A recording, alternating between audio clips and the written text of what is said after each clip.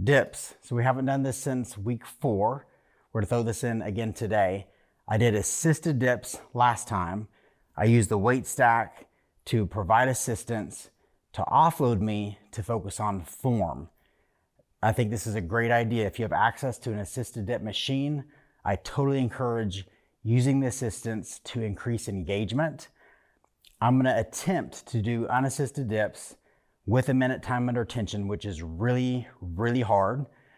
I weigh roughly 200 pounds. So for me, I've got 200 pounds of body weight that I'm carrying, and the challenge of this is all dictated by your relative strength, meaning how much strength you have per pound of body weight.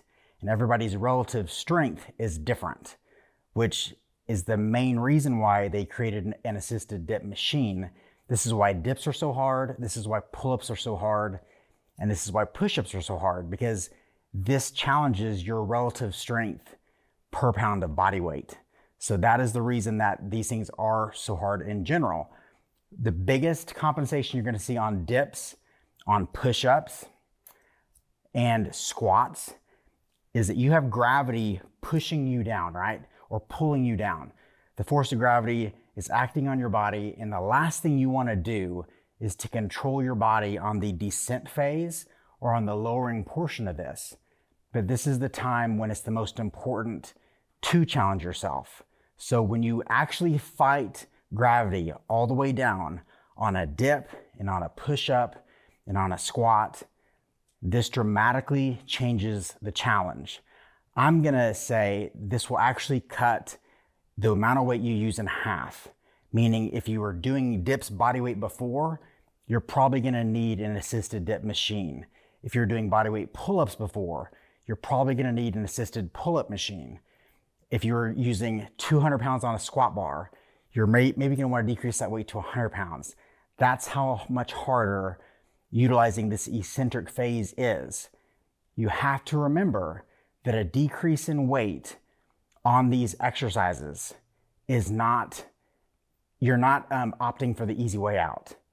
This is an increase in challenge, which is why it sucks so much. And this is also an increase in the benefit that you're gonna get from these things. So do not forget that. Unassisted dips, set number 1. I'm gonna set my timer, 1 minute. Focused on control. I'm gonna bend my knees. I'm gonna try to keep my elbows in the same plane as this bar, controlling all the way down to my max shoulder extension, pressing back up.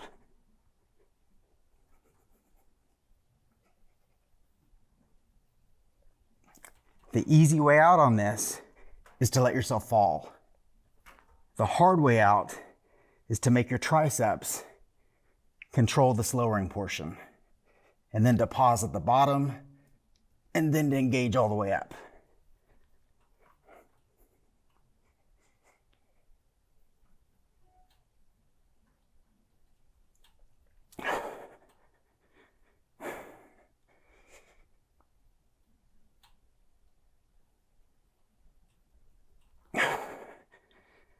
You know when I'm not talking, this is definitely hard. Time is up. Reps in reserve, meaning how many reps I could have done after that last one was maybe 2. So this will be interesting to see if I can maintain this the next 4 sets. I'm gonna give my best effort. You're gonna see me fail or not fail. I have no shame in that.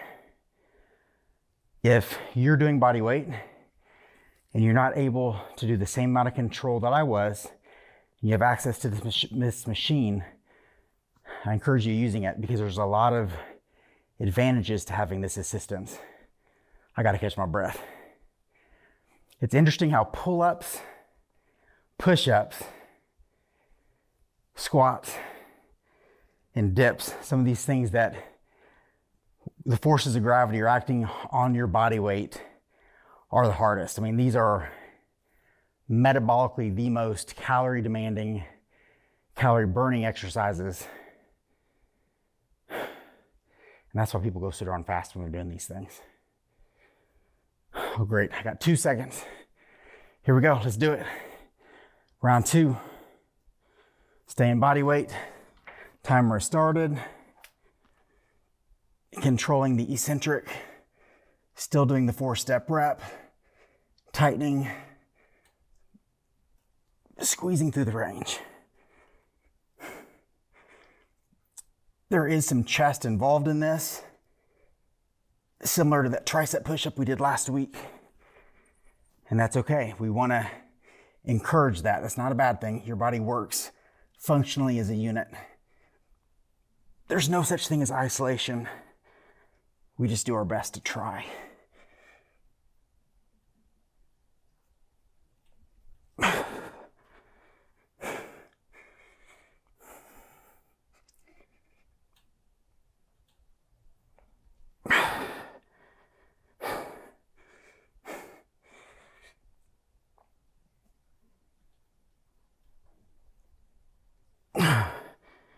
One minute.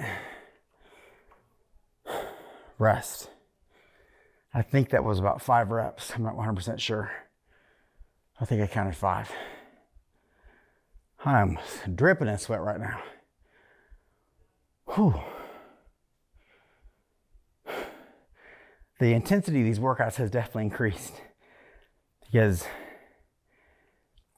I'm giving everything I have, and I have felt them in a good way. But some of this has been eye-opening for me because I questioned how hard have I been pushing myself. Constant self-evaluation.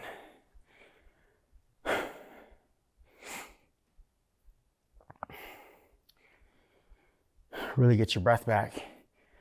Utilize this rest. You're gonna need it. 7 seconds. This is gonna be very interesting to see if I make it through this one because that was getting hard. Okay, round 3. 1 minute has started. Make sure you're keeping your wrists straight. I'm trying to keep my chest up, fighting all the way down, controlling the press back up straight.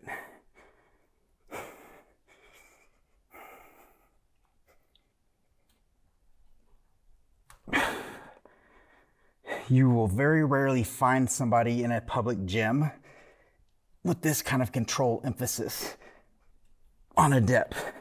I'll venture to say I've never seen it. I'm not gonna make it. I gotta go some assistance. Now legs are straight. This is very similar to a drop set.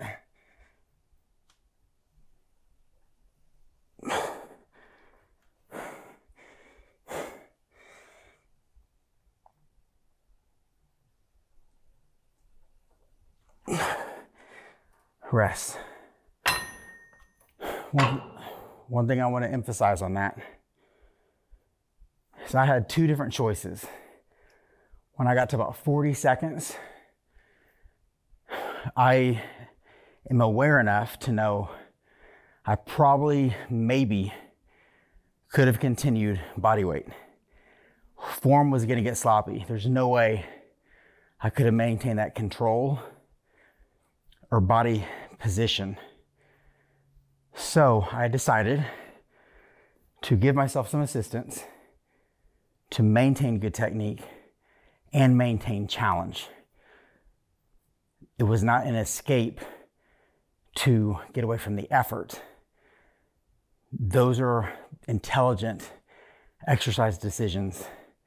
You get hurt when you make ego-based exercise decisions, and also you get less from it. If I would have continued on and just sped through the reps, I mean, intellectually, I know what advantage is that? I feel good about myself mentally because I didn't drop, when in reality, I could have dropped and gotten more from it. I mean, that was the old version of me. This is the advanced version of me, which is why I'm trying to teach this to you, because the earlier you learn it, you're going to save yourself some time and gain additional benefit. I wish I would have known some of this 5 years ago, because my training has evolved the more I've grown as a trainer. Okay. Round 4, I'm gonna start unassisted again. This will be a drop set. 1 minute started.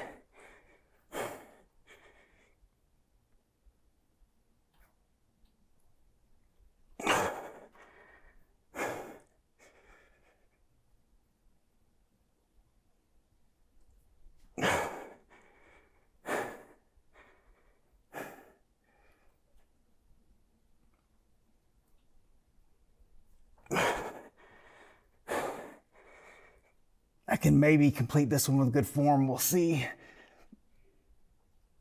I'm gonna try for another one.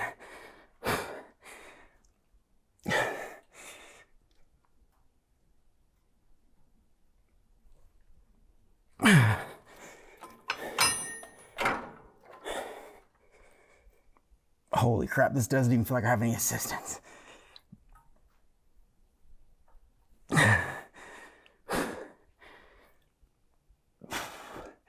Time is up.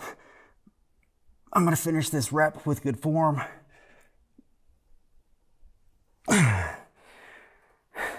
Rest. The advantage of having this machine is I can do this. This machine's unique in the sense that you stand on it. Some machines that are assisted have this thing here, but they come up a little bit higher and you get on your knees and you basically do the exact same thing from a bent knee position. Same concept. But these are the two different types of machines that you're gonna find. One is the version you stand on a straight leg. The other version, you go on the knees on a pad. Same thing, different look in the gym. I've got to rest.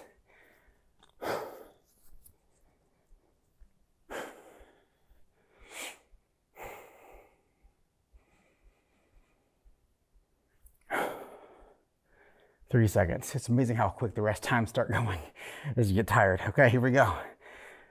Let's kill it. Let's make this the best set. This is the last set. 1 minute started. Control first. Control. Pause. Press.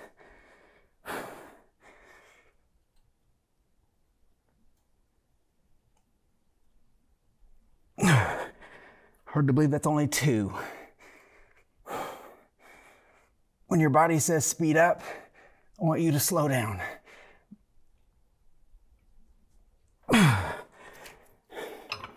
I'm dropping weight to increase engagement.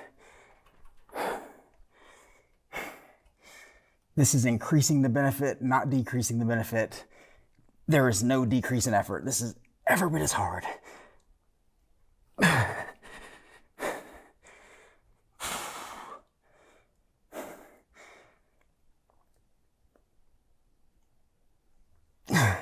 At this time, maintain the control, maintain the form, all the way to full range. That is it. Back sweat, ass sweat, it's all sweat. That's why we're here. That was 5 sets of dips. If you don't have access to this machine, you can do dips on a chair. You can do dips on a bench.